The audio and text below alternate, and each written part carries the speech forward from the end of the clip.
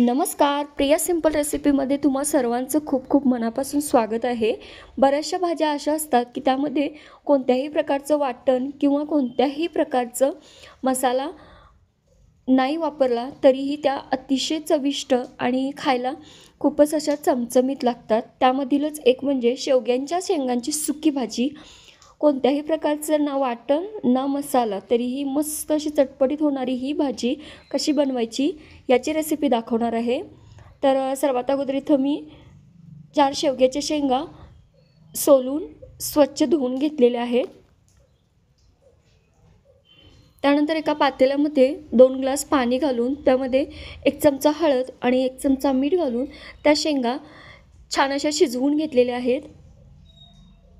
शेंगा शिजल्यानंतर एका कढईमध्ये मी एक अर्धा चमचा तेल घालून घेतलेला आहे. तेल गरम झाल्यानंतर त्यामध्ये 1 चमचा मोहरी आणि 1 चमचा जिरे घालून ते छान तडतडून घेतलेले आहे.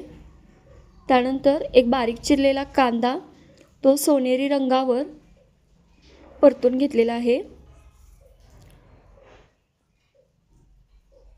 कांदा सोनेरी रंगावर परतल्यानंतर त्यामध्ये एक बारीक चिरलेला टोमॅटो घालून तोही छान असा परतून घेतलेला आहे. त्यानंतर एक 5 ते 6 लसणाच्या पाकळ्या ठेचून घातलेल्या आहेत. थोडासा कढीपत्ता हे सर्व साहित्य घालून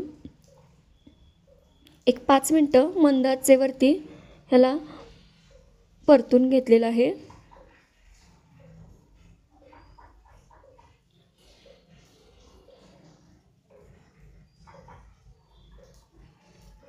त्यानंतर 1 चमचा हळद ती घालून पुन्हा एकदा परतून घेतलेलं आहे.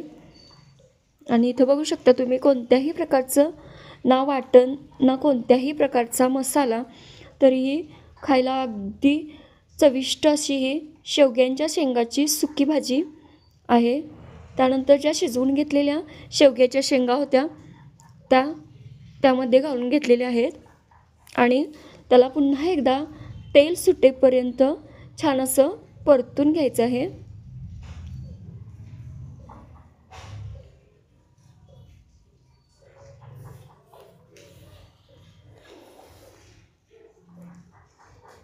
आणि 1-2 मिनिटं त्याला वाफ काढून घ्यायची आहे.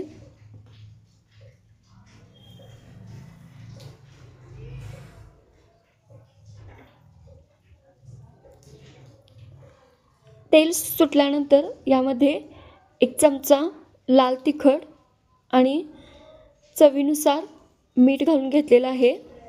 मीठ अगदी थोडं घातलेलं आहे कारण शेंगा शिजवताना मी थोडं मीठ घातलं होतं, त्यामुळे अगदी किंचित असं मीठ घालून घेतलेलं आहे.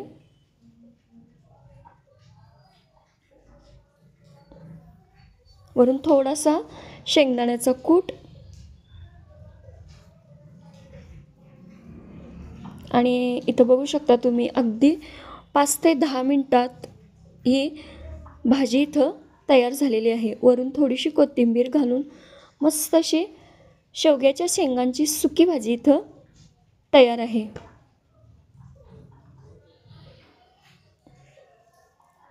या पद्धतीने तुम्ही एकदा भाजी नक्की ट्राय करा. रेसिपी आवडल्यास लाईक करा, कमेंट करा, शेअर करा आणि प्लीज चॅनलला सबस्क्राईब करायला विसरू नका.